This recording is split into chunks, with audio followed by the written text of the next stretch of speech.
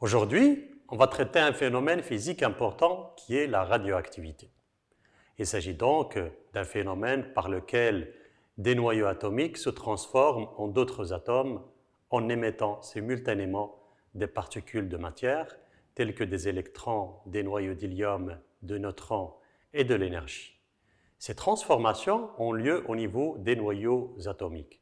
Il s'agit donc des réactions nucléaires qui sont dues à un déséquilibre des forces internes de ces noyaux.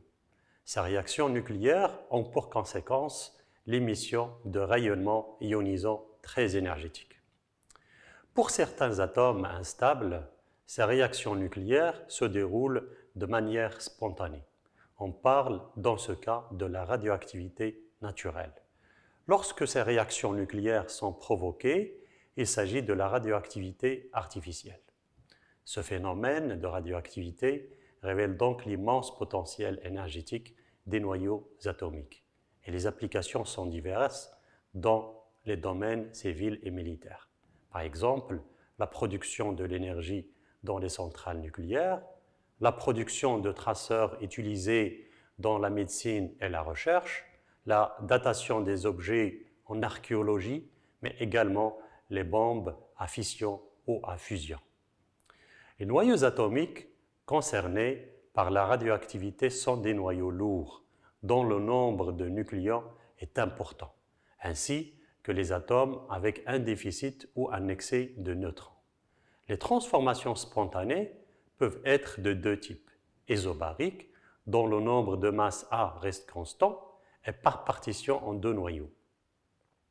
On rappelle qu'à chaque élément chimique peut correspondre plusieurs noyaux qui diffèrent par le nombre de neutrons. Ces noyaux sont appelés des isotopes. Par exemple, le carbone naturel a comme masse atomique 12, on parle du carbone 12, c'est-à-dire 6 protons et 6 neutrons. Mais il existe également le carbone 13 qui possède 7 neutrons et le carbone 14 ayant 8 neutrons. Certains isotopes sont stables tandis que d'autres ne le sont pas et sont donc radioactifs. Il existe un diagramme qui présente cette stabilité des isotopes, qu'on appelle aussi diagramme de Serge ou diagramme NZ. Il indique les isotopes stables ou radioactifs et fournit le type d'émission radioactive. Comme vous pouvez le voir en ordonnée, on trouve le nombre de protons et en abscisse le nombre de neutrons. Les noyaux stables sont montrés en milieu en bleu foncé. Les nombres de protons et de neutrons dans cette zone sont quasiment identiques. Concernant la radioactivité naturelle, découverte par le physicien Henri Becquerel en faisant des expériences sur le sel d'uranium, il se fait de manière spontanée. Lors de la transformation, on assiste à un changement de la nature du noyau, c'est-à-dire à partir d'un noyau pair initial, on obtient un noyau fils. C'est la désintégration. Simultanément, on aura émission de particules élémentaires ou radiation, bêta-, bêta+ et alpha.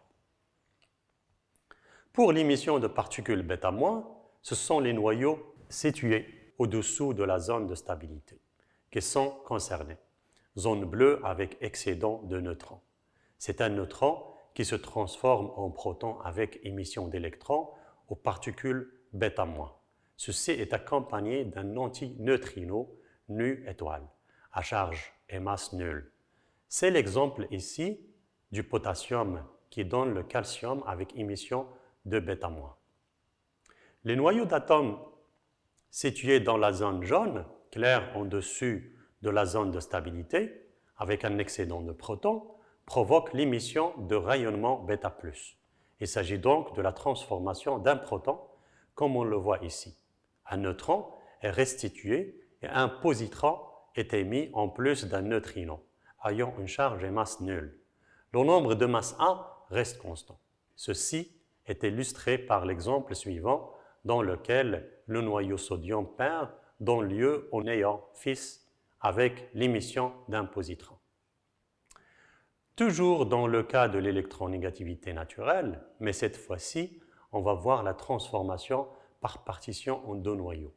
On observe ce phénomène pour les noyaux lourds, zone jaune foncé, Z supérieur à 83, qui ont un excès de neutrons.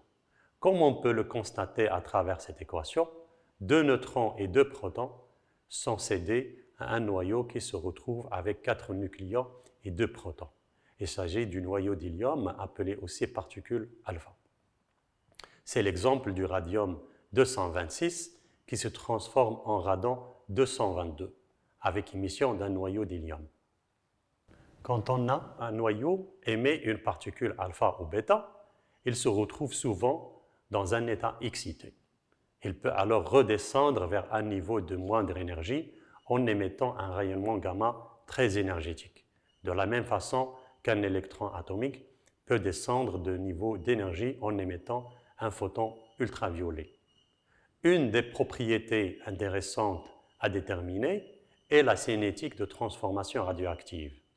Elle est liée au fait que la radioactivité ne dépend pas des conditions extérieures et que la désintégration des noyaux radioactifs se fait de manière continue au cours du temps. L'évolution d'une population d'atomes radioactifs suit une loi de décroissance exponentielle, à partir de laquelle on peut déterminer plusieurs paramètres utiles dans divers domaines. Un des paramètres est la période de demi-vie T. Il s'agit du temps au bout duquel 50% des atomes radioactifs se sont désintégrés. On peut ainsi établir le graphique suivant de la désintégration du nombre d'atomes radioactifs en fonction du temps. La période radioactive est une caractéristique d'un noyau et peut être appliquée selon le cas dans divers domaines. Une autre caractéristique intéressante est l'activité AT, qui est le nombre de désintégrations par seconde. Elle est obtenue par l'équation suivante. L'unité est le becquerel. Un becquerel égale une désintégration par seconde. Pour information, l'ancienne unité de la radioactivité est le curie, qui correspond à l'activité de 1 g de radium. Un curie est égal à 3,7 10 à la puissance 10 becquerel. Après avoir parlé de la radioactivité naturelle dans laquelle les transformations sont spontanées, on aborde maintenant la radioactivité artificielle dans laquelle les réactions nucléaires sont provoquées.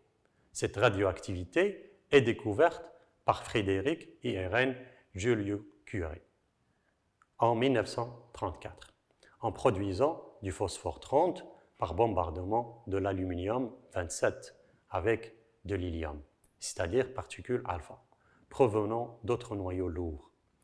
Les objectifs des expériences de radioactivité provoquées sont multiples.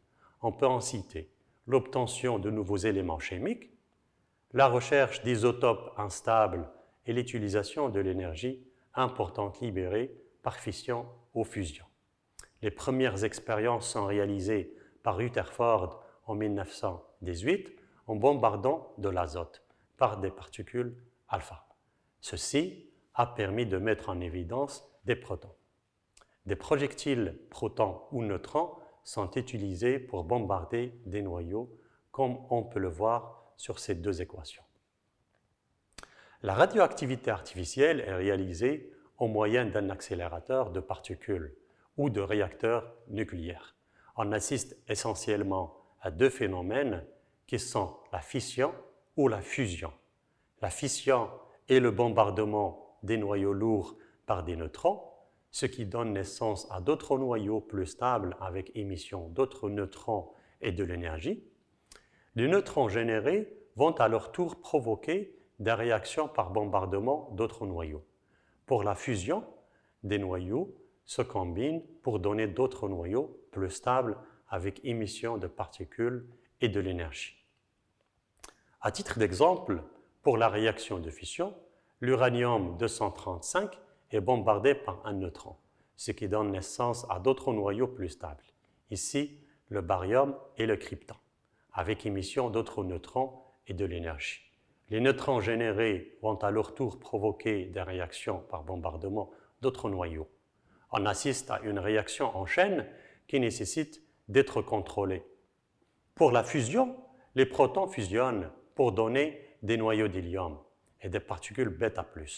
L'élévation de la température dans ce type de réaction nécessite une maîtrise. Parmi les applications importantes de la radioactivité, il y a la datation du carbone 14. Cette technique a été découverte en 1940 par le chimiste américain Wheeler Frank Libby. Le principe de la datation au carbone 14 est lié au fait qu'il a une activité avec une période T égale à 5570 plus ou moins 30 ans. Ce principe est également lié au fait que le rapport C14 sur C total dans un organisme vivant est égal à celui de l'atmosphère, environ 10 à la puissance moins 12. Après la mort, l'apport du carbone impliqué dans les divers processus s'arrête. On assiste alors à une décroissance exponentielle du carbone 14 au cours du temps.